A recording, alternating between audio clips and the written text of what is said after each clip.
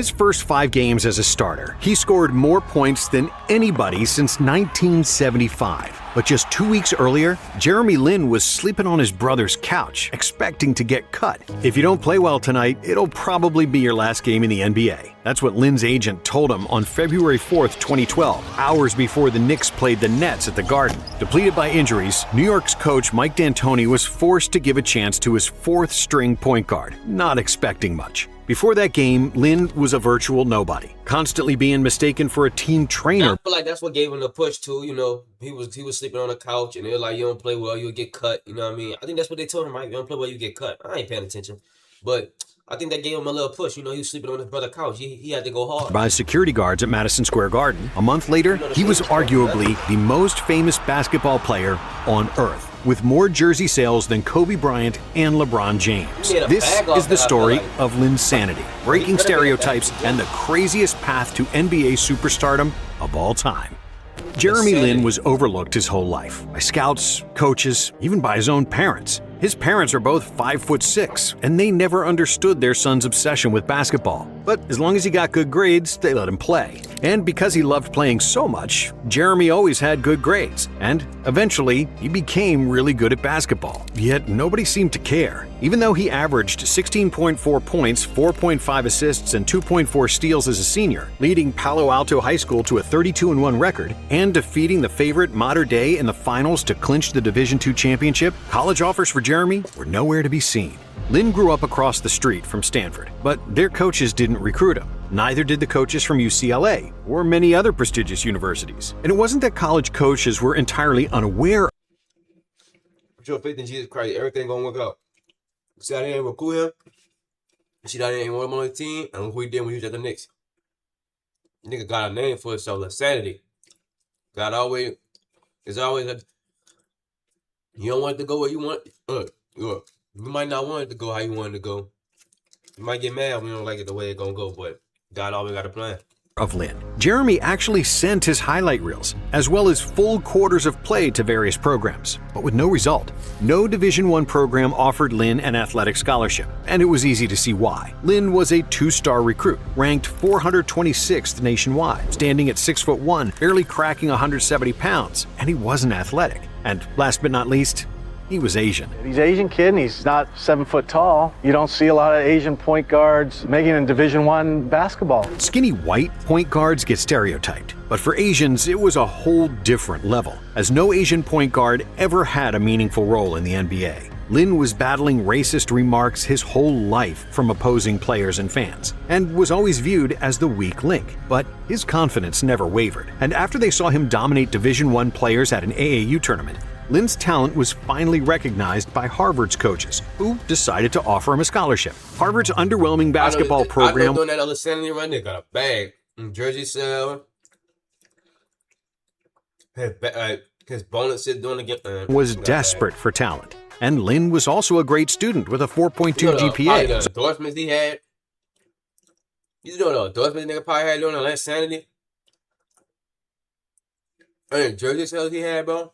He got a bag on Linsanity, I'm telling you. So he fit their mold perfectly. However, as a freshman, Lin was physically the weakest player at Harvard, and he barely played. But in 2008, his sophomore season, Lin got stronger, averaging 12.6 points per game, and was named to the All-Ivy League second team. In his junior year, Jeremy improved across the board, averaging 17.8 points, 5.5 rebounds, 4.3 assists, and 2.4 steals, with excellent shooting percentages. Lin was the only Division I player ranked in the top 10 in his conference in all major statistical categories, and was a consensus selection for the All-Ivy League first team. As a senior, Lin's numbers stayed virtually the same. But due to his experience, better decision-making, and leadership, Harvard finished the season with a 21-8 record, the best result in the program's history at the time. Lin finally gained national attention, mainly for his performance against the 12th-ranked Connecticut, where he scored a career-high 30 points and grabbed 9 rebounds against Kemba Walker. Jeremy graduated from Harvard with a degree in economics, a 3.1 GPA, and was an Ivy League all-time. Nigga smart as hell. Nigga graduated with a degree in economics and a 3.1 GPA.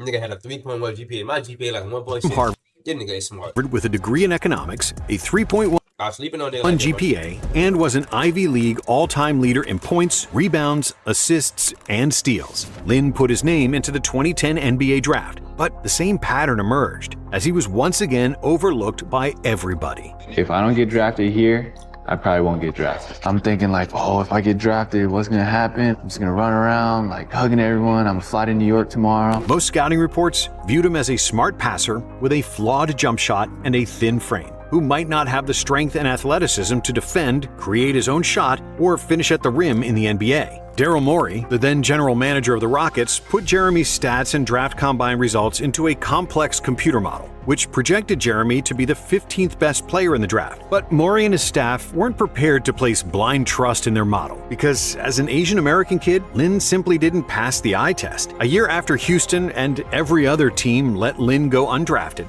the Rockets began measuring the speed of a player's first two steps. And Lin had the quickest first step of any player measured. He's incredibly athletic, but the reality is that every person, including me, thought he was unathletic, and I can't think of any reason for it other than he was Asian. However, niggas be looking at your skin color, bro. They looked at nigga's skin color, didn't draft him and all that because his skin color. He was unathletic. He was athletic, but they thought he was unathletic because of his skin color. Like, despite all the stereotypes, one general manager saw past his ethnicity, Donnie Nelson of the Dallas Mavericks. Nelson offered him a spot on the Mavs Summer League team, and Lin used his opportunity to the fullest, averaging 9.8 points, 3.2 rebounds, and 1.8 assists in 18.6 minutes per game, while shooting a team-leading 54.5% from the floor. After his strong Summer League showing, Lin received offers from the Mavericks, Warriors, and two other teams, ultimately deciding to sign with his hometown Warriors, who offered him a 2-year contract. I was like, I picked my little brother up. I'm like, I'm signing with Golden State. But in the 2010-2011 season, Jeremy saw little playing time behind Steph Curry and Monte Ellis, appearing in just 29 games, averaging 2.6 points in less than 10 minutes per game. During the offseason, Lin worked hard to improve his game. He restructured his jump shot by abandoning the shooting form he had used since the 8th grade. He also increased his strength, doubling the weight he could squat from 110 pounds to 231 pounds, and almost tripling the number of pull-ups he could do from 12 to 30. Lin increased his body weight from 200 pounds to 212. And is dogging in the OC. That's what I mean. They'll be putting that work. The added muscle helped him add 3.5 inches to his standing vertical jump and 6 inches to his running vertical jump, while his lateral quickness improved by 32%. However, during the NBA lockout, Jeremy never got a chance to work out for new Warriors coach Mark Jackson. On his first day of training camp, the Warriors waived Lin and his $800,000 contract to free up salary cap space. Feeling lonely and looking for a significant someone, but dating sites don't work for you. I went in there and the general manager and assistant general manager were like, we got to let you go. We're trying to get DeAndre Jordan. 3 days later, Lin was picked up by the... How much do you think Jeremy Lin made off Insanity? How much do you think Jeremy Lin made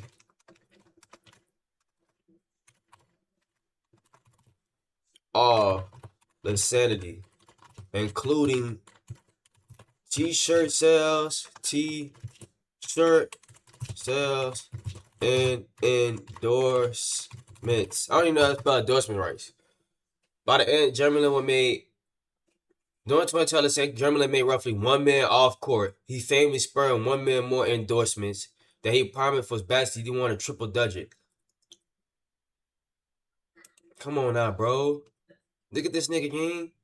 Lin capitalized in later years with large shoe contracts and retired with over $65 million in career earnings. Come on now. This nigga fucking rich. Nigga made $1 million off the court. That's just off the court, though. That was just off the court. The Rockets. But before the start of the season, Houston waived him too. On December 27th, 2011, after injuries to guards Iman Shumpert and Baron Davis, the New York Knicks claimed Lin off waivers to be a backup point guard behind Tony Douglas and Mike Bibby. Essentially, Jeremy was the backup's backup, but he was used to being overlooked. During practice, Jeremy would stand right beside me on the side of the court and not really get in even in practice. He was just there in case one of these guys got hurt. and he kept working extremely hard to get a chance to play. Keep Lin working, was the first to arrive in the practice Keep working hard, you keep putting that work, bro. You go reach what you got. You go reach where you want to go. facility and the last one to leave. But the Knicks still played him just 6 minutes per game off the bench in his first 9 appearances for the team. But then, out of sheer desperation, as the Knicks had an 8-15 record, coach Mike D'Antoni decided to give Lin more opportunity to play. I just want to thank Jesus Christ once again for blessing me and putting the dreams that I seen. Like, I seen some beautiful dreams last night. I ain't gonna lie, I ain't gonna speak on it, but I just seen what I seen. Jesus, you know the dreams you gave me. You know when I woke up thinking about, and I can't wait for that day to come. I love it. And then Jesus Christ, hallelujah, is happening right now in the spiritual realm. And once it get to the physical realm, we taking over, man. I really appreciate y'all being in here and supporting your boy. Real talk. Telling Jeremy Shout out Jesus Christ. that he'd play more minutes in a back-to-back game against the Nets on February 4th. Up until that point, Jeremy was sleeping on his brother's couch, not willing to rent his own apartment out of fear of getting cut again. And the night before that February 4th game against the Nets, Lin's brother asked Jeremy to find another place to sleep because he and his wife expected guests, and they needed their couch in their one-bedroom apartment to be available. Evicted from his brother's home, Jeremy spent the night at Landry Field's house. I was like, yeah, sure, man, come. I was given forewarning, though, that my couch wasn't huge. It was actually a rental couch at the time. Man, you the GOAT, bro. I ain't gonna lie about Jeremy, I would fuck with my brother, probably. You kick me out for some guests. I understand you got a wife gang, but you kick me out for some guests. And this dude ain't know me and he let me stay over at his crib, boy. And now you rich, and now I'm rich as hell. It might have been maybe 6 feet long. And what happened the next day was something beyond his will. That's why he went hard like that, bro. I'm telling you, because he was sleeping on a couch. Nobody know how they feel. I don't know how they feel. That boy was struggling, man. Boy was sleeping on the couch. That's why Linsanity was created. Wildest dreams. Playing against all-star point guard Darren Williams, Lin exploded for a game-high 25 points, including 12 points in the fourth quarter, to seal the 99-92 win for the Knicks. For the game, Lin shot 10 for 19, dished out 7 assists with only 1 turnover, and he also had 2 steals and 5 rebounds. So much stuff had to come together at the right moment. My back was against the wall. That was going to be it for me. My agent had actually called me before the game and said, if you don't play well, tonight will probably be your last game in the NBA. The amount of anxiety, the pressure, just the embarrassment that I was facing. If I would finally make it to the NBA and then just completely underperform and fizzle out, that would have really been a tough pill to swallow. Thanks. In the most important game of his life, Lin passed with flying colors. But that was only the beginning. In the following game against Utah, D'Antoni promoted Lin to a starter. However, without Carmelo Anthony, who left the game after 5 minutes due to injury, and Amari Stoudemire, who was out due to death in the family, nobody expected the shorthanded Knicks to win. Enter Jeremy Lin, the third-string Asian point guard. They got the Jazz, but we got Linsanity. We got Jeremy Playing Lin. out of his mind. Lin led all scorers with 28 points on 10 for 17 shooting, with 8 assists and 2 steals. Jeremy did have 8 turnovers, but nobody cared, as the Knicks won another game. Despite the unbelievable turnaround from the most unexpected source, the naysayers said that everybody can have a couple of good games. But then, Lin did it again, playing against another all-star point guard, John Wall, arguably the fastest NBA player at the time. And then we hit the road and go to Washington, and it's like John Wall again, Like, I played against John Wall in the summer league, and now it's like a rematch. Now I'm playing against him again. Lin scored 23 points and dished out 10 assists, shooting 9 for 14 from the field in another victory. Lin was becoming a national sensation, and the word Linsanity was already coined by national media. But before the next game against the Lakers, Kobe Bryant brushed him off. I don't even know what he's done. I have no idea what you guys are talking about. I'll take a look at it. Who is this kid? Yeah, I've heard about him, stuff like that, but I don't know what's the However, after the game, Bryant definitely knew all about Linsanity because Lin torched him and the Lakers with a career-high 38 points on 13 for 23 shooting, with 7 assists and 2 steals. Jeremy outscored Kobe 38-34, including a dagger 3 in front of the Lakers bench. After that game, Linsanity was in full effect, with Knicks merchandise having to order vast amounts. That's when it was created right there, gang. Linsanity against Kobe. Against Kobe in the Madison Square Garden. Look, I bet you his t-shirt sales went up. I'm telling you, this nigga got a bag of t-shirt sales. And he had book of people coming to Madison Square Garden. And he had endorsements, bro. Of Lynn jerseys and t-shirts to satisfy the growing demand. After the game, it was impossible to buy Lynn's number 17 jersey because there weren't any to buy, as nobody could have predicted that a guy who wasn't even on the Knicks roster at the start of the season. That would have motivated me to be a legend. Boy, that would have motivated me to be a legend, boy. I ain't gonna lie. I don't know why he stopped. I know he shut him down. But bro, I don't know. That would have made me be a legend. Would become their most popular. I would have been a legend killer ever since. Bro, if I seen all that, bro, I would have kept going. Player. But Jeremy didn't stop there. Following the Lakers game, Lynn dropped 20 in another win against Minnesota. And a few days later, he had another double. This the iconic game I seen. This what I remember right here. When they just shot that bit from right here. Well, like 3 seconds left. Boy, I'm telling you guys. Double with 27 points and 11 assists against the Raptors. In the final seconds of the game, with the score tied, Lynn waved away every incoming screen like a 10-year veteran because he wanted to hit the game winner himself. You know how much confidence that takes? You know how much confidence that takes?